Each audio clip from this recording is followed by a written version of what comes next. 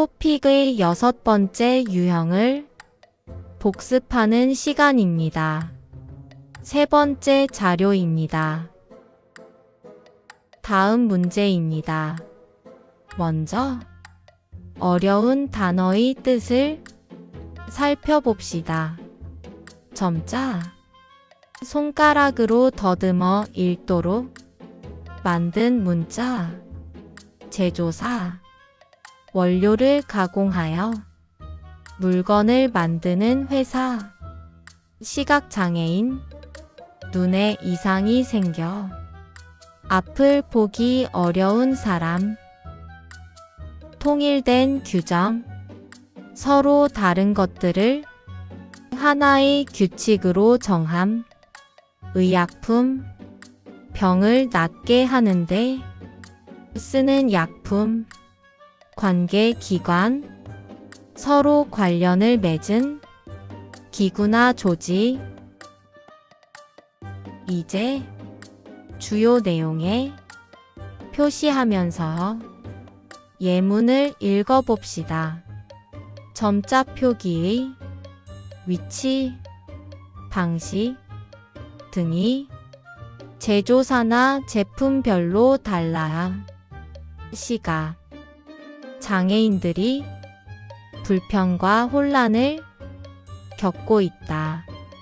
시각 장애인을 위한 점자 정보가 여러 제품에 표기되고는 있지만 아직 통일된 규정이 없기 때문이다.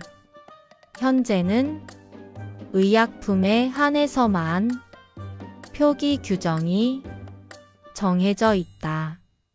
관계기관은 더 많은 제품을 대상으로 점자 표기에 대한 규정을 정해야 한다. 첫 번째 보기는 의약품의 점자 표기 규정을 검토해야 한다. 입니다. 예문의 중간 부분을 보면 현재 의약품에 한해서는 이미 표기 규정이 정해져 있습니다. 답이 아닙니다. 두 번째 보기는 점자 표기의 필요성에 대한 인식이 높아져야 한다. 입니다.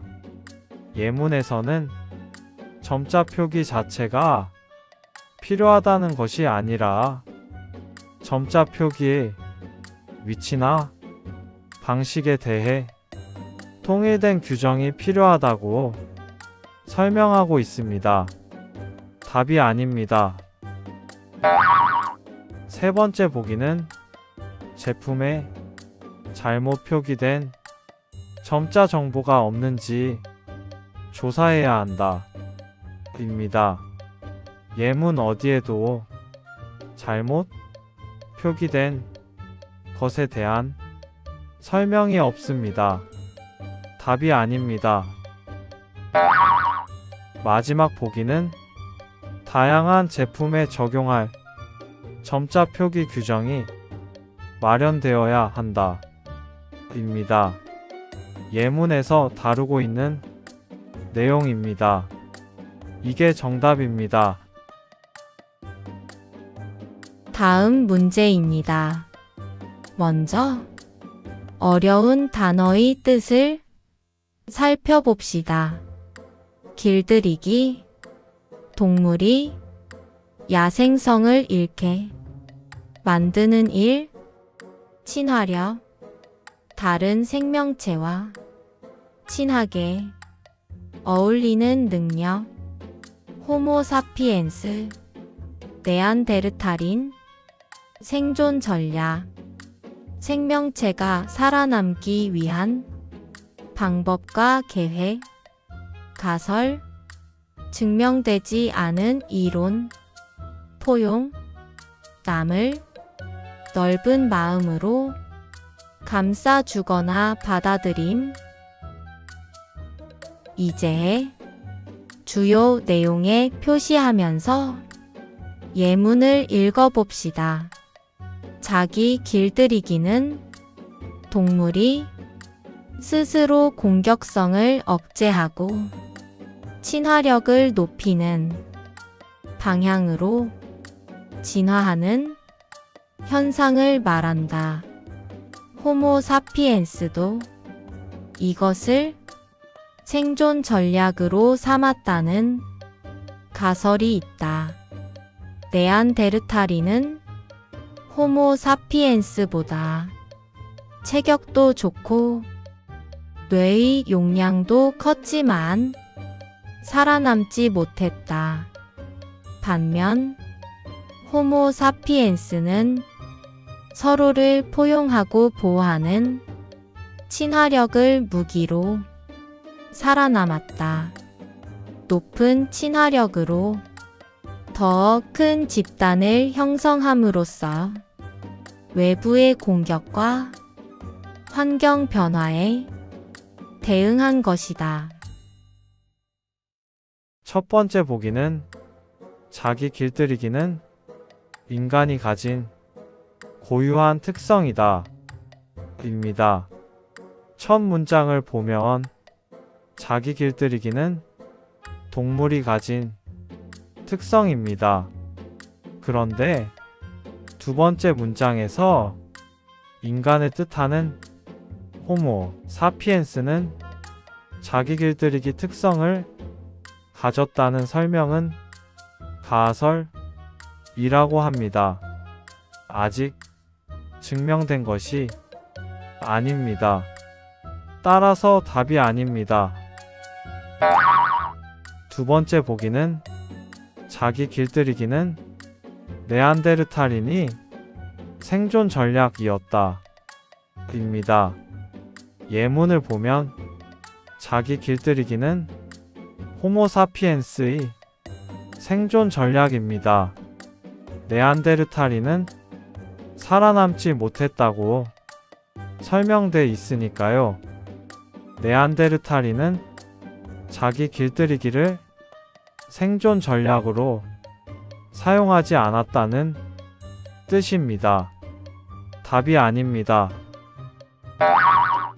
세 번째 보기는 호모 사피엔스는 신체 능력이 가장 뛰어난 종이었다. 입니다. 예문을 보면 네안데르탈인이 호모 사피엔스보다 체격이 좋았다고 하니까 신체 능력은 네안데르탈인이 더 뛰어났습니다. 따라서 답이 아닙니다. 마지막 보기는 호모 사피엔스는 높은 친화력 덕분에 생존할 수 있었다. 입니다. 예문을 보면 호모 사피엔스가 높은 친화력으로 외부의 공격과 환경 변화에 대응해 살아남았다고 설명돼 있습니다. 이게 정답입니다. 다음 문제입니다. 먼저 어려운 단어의 뜻을 살펴봅시다. 신념, 어떤 생각을 굳게 믿는 마음, 산, 법률, 규정 등으로 문제가 되는 일의 안건, 중도층, 정치적으로 보수와 진보 사이에서 중립적인 입장의 사람, 주관, 자기만의 생각이나 관점, 쟁점, 서로 다투는 데에 중심이 되는 내용, 양극화, 두 가지의 생각이나 행동이 서로 더 달라지고 멀어짐. 이제 주요 내용에 표시하면서 예문을 읽어봅시다. 뚜렷한 신념 없이 사안에 따라 의견을 바꾼다는 인식 때문에 중도층은 부정적 존재로 여겨진다. 그러나 이들에 대한 긍정적 평가도 있다. 주관 없이 흔들리는 것처럼 보이지만 쟁점에 대해 좀 더 유연하고 객관적으로 사고한다고 보는 관점이다. 중도층의 의견이 정치적 양극화를 완화하고 합리적으로 사회적 합의가 도출되도록 이끄는 토대가 될 수 있다는 것이다. 첫 번째 보기는 중도층은 사회적 쟁점에 대해 대체로 비판적인 태도를 취한다. 입니다. 예문의 첫 문장을 보면 중도층은 사안에 따라 의견을 바꾼다고 나와 있습니다. 한 가지 입장을 취하지 않는다는 뜻입니다. 답이 아닙니다. 두 번째 보기는 중도층은 사회가 균형을 이루며 발전하도록 돕는 역할을 할 수 있다. 입니다. 예문의 마지막 문장을 보면 중도층은 정치적 양극화를 완화한다고 돼 있습니다. 사회의 균형을 이룬다는 뜻입니다. 이게 정답입니다. 세 번째 보기는 정치적 신념을 적극적으로 표출하는 것은 사회의 발전에 도움이 된다. 입니다. 예문에서는 정치적 신념을 적극적으로 표출하지 않는 중도층이 사회 발전에 도움이 된다는 설명을 하고 있습니다. 따라서 답이 아닙니다. 네 번째 보기는 정치적 사안에 대해 그때 의견을 바꾸는 것은 사회 발전을 저해한다. 입니다. 예문에서는 사안에 따라 의견을 바꾸는 것이 사회 발전에 도움이 되는 측면을 설명하고 있습니다. 따라서 답이 아닙니다. 다음 문제에서는 비교적 길이가 긴 글이 예문으로 나옵니다. 이런 문제에서는 그래서 핵심 내용을 파악해야 합니다. 핵심 내용은 주로 글의 앞부분이나 뒷부분에 나옵니다. 이런 예문은 문장 하나하나를 꼼꼼하게 읽지 말고 빨리 읽으면서 띄엄띄엄 주요 용어에 체크해 둡니다. 그리고 나서 보기를 하나씩 보면서 예문과 비교해 봅니다. 문제를 풀어봅시다. 이런 식으로 띄엄띄엄 주요 용어를 체크해 두면서 빨리 읽어보세요. 32살 주는 특이한 재능이 있어요. 동서남북을 감지할 수 있습니다. 이걸 알게 된 건 가족들과 포항에 놀러 갔을 때였습니다. 부모님이 동쪽이 어디인지 잘 모르자 주는 정확하게 동쪽을 가리킵니다. 준이 여러 번 방향을 맞추자 부모님이 즐거워했습니다. 핵심 내용은 글의 뒷부분에 나왔습니다. 부모님이 준이 방향을 맞추는 능력을 알게 돼서 즐거워했다는 것입니다. 문제를 풀어봅시다. 밑줄 친 부분에 나타난 부모님의 심정으로 가장 알맞은 것을 고르십시오. 후회스럽다, 의심스럽다, 실망스럽다, 짜증스럽다. 밑줄 친 부분은 내가 그걸 어떻게 알아? 라는 문장입니다. 이 문장의 앞 부분을 보면 준이 부모님에게 동쪽을 가리켰습니다. 그러자 부모님은 준에게 어떻게 아느냐고 물어본 것입니다. 이 문장 앞에 부모님이 고개를 갸웃했다는 문장이 있지요. 뭔가 이해가 되지 않고 의문이 생길 때 쓰는 표현입니다. 다시 보기를 봅시다. 의미를 하나씩 살펴보지요. 첫 번째 보기는 후회스럽다. 스스로 자신의 잘못을 꾸짖는 데가 있다는 뜻입니다. 부모님의 심정으로 맞지 않습니다.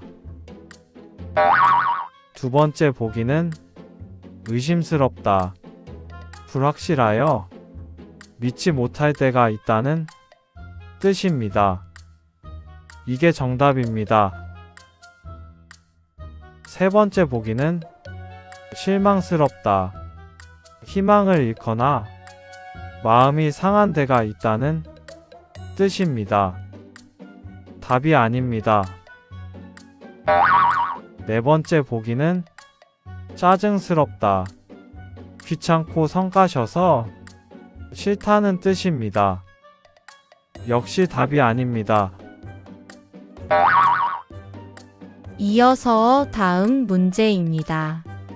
윗글의 내용으로 알 수 있는 것을 고르십시오. 첫 번째 보기는 준은 여행지에서 해 뜨는 방향을 한 번에 찾았다. 입니다. 이게 정답입니다. 두 번째 보기는 준의 부모님은 아들과 같은 능력을 가지고 있었다. 입니다. 부모님에게는 이런 능력이 없으니까요. 답이 아닙니다. 세 번째 보기는 준은 공부를 잘해서 학교에서 모르는 사람이 없었다. 입니다. 준이 공부를 잘 한다는 얘기는 없습니다. 답이 아닙니다.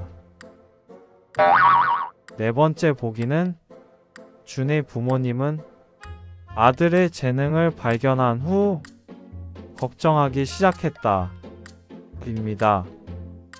부모님은 준의 재능을 보고 즐거워했습니다. 답이 아닙니다. 다음 문제입니다. 전체적으로 띄엄띄엄 읽어보면서 핵심 내용이 무엇인지 파악합니다. 에너지, 자동화, 우주여행 등 과학기술이 주도하는 시대가 열리고 있습니다. 이 과정에서 각 나라의 정부는 회사, 즉 민간 기업에 대해 보조금을 주거나 규제를 완화해주고 있습니다. 과학기술의 발전을 위해 정부가 지원을 할 때에 민간 기업이 주도하게 도와주고 지나치게 간섭하지 말아야 합니다. 핵심 내용은 뒷부분에 나와 있습니다. 정부가 민간 기업에 대해 지원을 많이 해야 하지만 민간 기업에 지나치게 간섭하지 말아야 한다는 것입니다. 이제 문제를 풀어봅시다. 윗글에 나타난 필자의 태도로 가장 알맞은 것을 고르십시오. 이 글을 쓴 사람이 말하고 싶은 핵심 내용이 무엇인지 묻는 문제입니다. 첫 번째 보기는 과학 정책에 대한 정부의 지나친 개입을 경계하고 있다. 아까 얘기했듯이 글의 뒷부분에는 정부가 기업에 대해 과도하게 관여하지 말아야 한다고 핵심 내용이 나와 있습니다. 따라서 이게 정답입니다. 두 번째 보기는 과학기술 발전을 위해서는 연구가 중요함을 강조하고 있다. 이 글의 핵심 내용은 과학기술 개발은 민간 기업이 주도하고 정부는 잘 지원해야 한다는 것입니다. 답이 아닙니다. 세 번째 보기는 과학기술 발전이 경제 성장에 미치는 영향력에 감탄하고 있다. 역시 글의 핵심 내용과 상관이 없습니다. 답이 아닙니다. 네 번째 보기는 과학정책 수립 시 우주과학이 소홀히 다루어질 것을 우려하고 있다. 예문이 어디에서도 우주과학이 소홀히 다뤄진다는 내용은 없습니다. 답이 아닙니다. 다음은 46번과 연결된 문제입니다. 윗글의 내용과 같은 것을 고르십시오. 아까 봤던 예문의 내용과 하나씩 비교해야 합니다. 첫 번째 보기는 많은 국가들이 신에너지 개발에 대한 투자를 줄이고 있다. 예문을 보면 많은 국가들의 정부는 신에너지를 비롯한 여러 과학기술 분야에 대해 지원을 줄이는 것이 아니라 늘리고 있습니다. 따라서 답이 아닙니다. 두 번째 보기는 과학 정책이 빠르게 변해서 과학기술이 발전할 수 있었다. 정책은 정부가 어떤 목표를 달성하기 위해서 행하는 방법을 의미합니다. 그런데 예문에서는 정부 정책이 빠르게 변해서 과학기술이 발전했다는 말은 없었습니다. 따라서 답이 아닙니다. 세 번째 보기는 정부가 우주 산업에 대한 규제를 풀어 성장한 민간 기업이 있다. 예문의 중간 부분을 보면 어떤 국가에서 규제를 많이 완화한 결과 한 민간 기업이 화성을 여행할 수 있는 호텔 같은 우주여행선을 제작할 수 있었다고 했습니다. 따라서 이게 정답입니다. 마지막 보기는 우주 개발에 참여 중인 민간 기업이 화성에 호텔을 건설하고 있다. 방금 세 번째 보기에서 얘기했듯이 화성에 갈 수 있는 우주여행선이 호텔 같다는 것이었습니다. 화성에 호텔을 건설한다는 말과 다릅니다. 따라서 답이 아닙니다.